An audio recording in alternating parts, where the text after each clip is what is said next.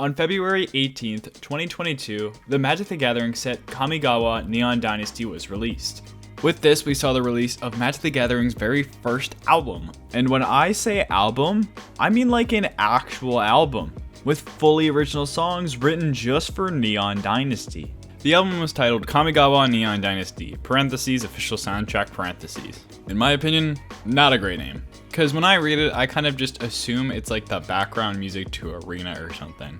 Instead of just being a soundtrack, the album is used to musically tell the story and flesh out the world of Kamigawa Neon Dynasty. From a vibe standpoint, it's immediately clear that this album is replicating the futuristic aesthetic of Neon Dynasty, with the album primarily being electronic music, but still doing its best to incorporate Japanese lyrics and instrumentation into the original song, calling back to the original origins of Kamigawa, a plane based on Japanese folklore. We even get a lyrical acknowledgement of how Kamigawa has changed since the last time we saw it, with the first track of the album, Light It Up, having a lot of direct lines like,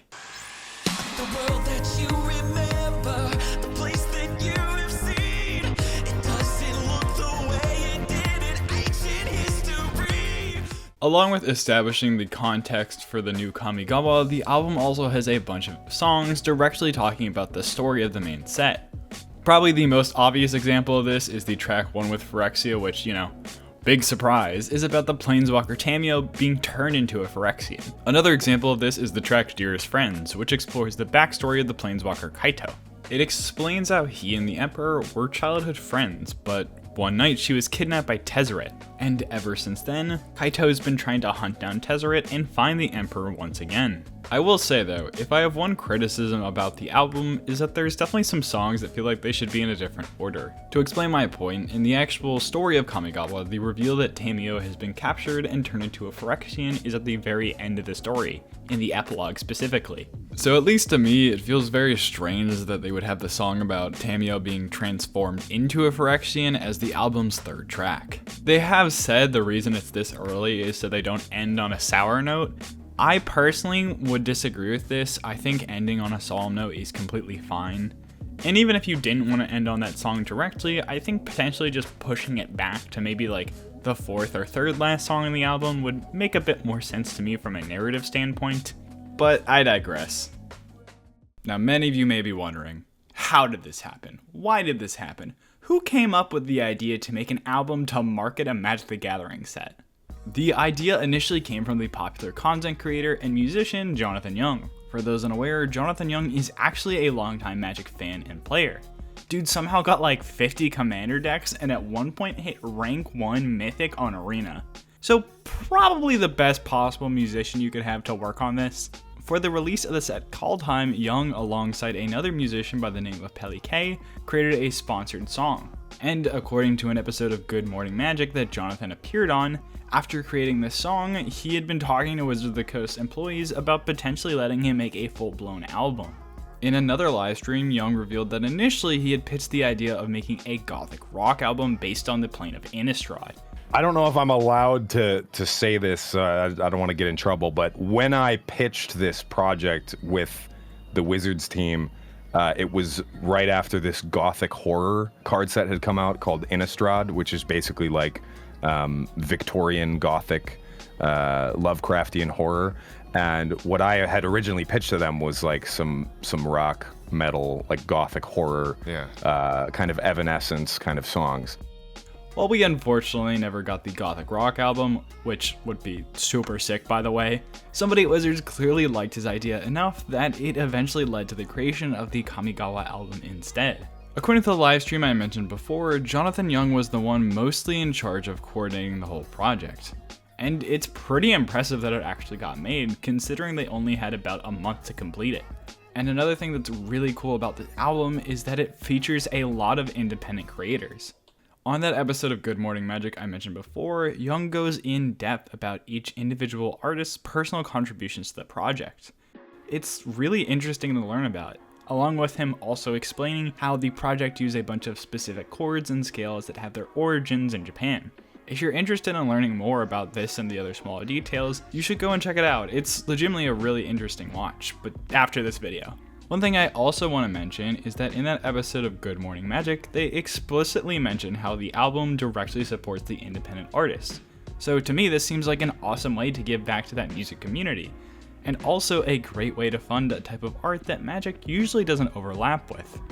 Overall, the project was pretty successful, with the Spotify numbers generally showing that most of the songs have around 80,000-ish plays, and some of the more popular tracks actually have around 350,000 to 800,000 plays. This was a super fun experiment, and I'm really glad Wizards tried it. It's a genuinely unique way to market a set, and I'm glad they gave the idea a shot. It's awesome to see a community come together to make an amazing project like this. But you wanna know something crazy? They also made one for Streets of New Capenna! That's right, we got another album for Streets of New Capenna, and it's pretty awesome. Once again, the project has a lot of independent musicians working on it, and many of the creators who worked on Kamigawa returned for this album as well, along with bringing in some new people. Just like Kamigawa, this serves as a further way to flesh out the world, with direct references to beats in the story, and also having a number of tracks that generally just serve the purpose of building the world of New Capenna.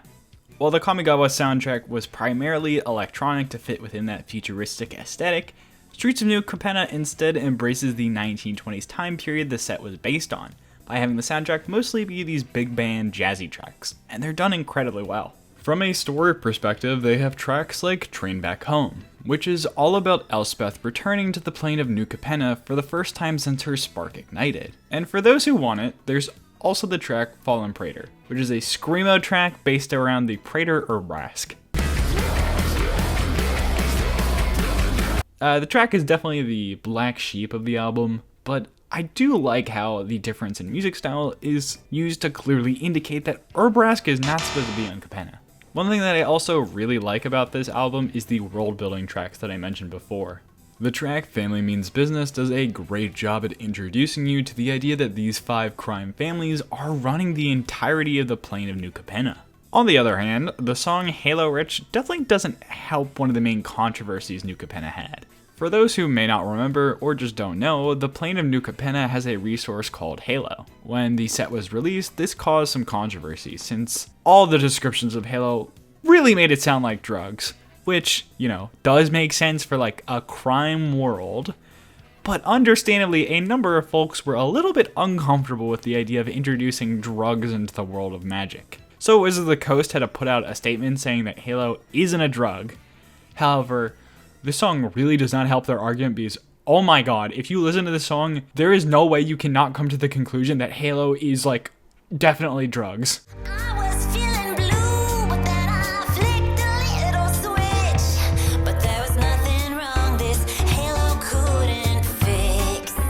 Another cool world building thing they did was giving each of the 5 crime families a unique song. Each song is based on these general principles that each family stands for. And in my opinion, these are some of the best songs on the album. And I'm not alone here. The most popular song on the album by far is the song they made for the Maestros, called Old Money. And oh boy, this song goes so freaking hard.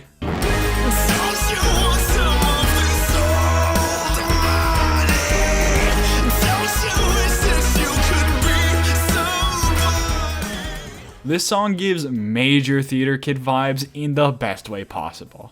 This song is loud, bombastic, and you can tell that everybody is putting their all into this.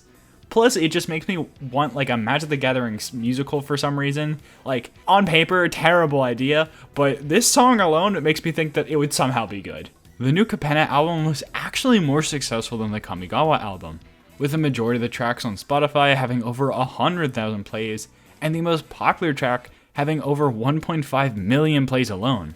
Despite this success, Wizards hasn't made another album since. And given the recent layoffs at Hasbro, I feel like it's pretty unlikely they dedicate the resources to make another album in the near future. But hey, maybe I'm wrong, and maybe we'll actually get to see that gothic rock album next time we go to Innistrad.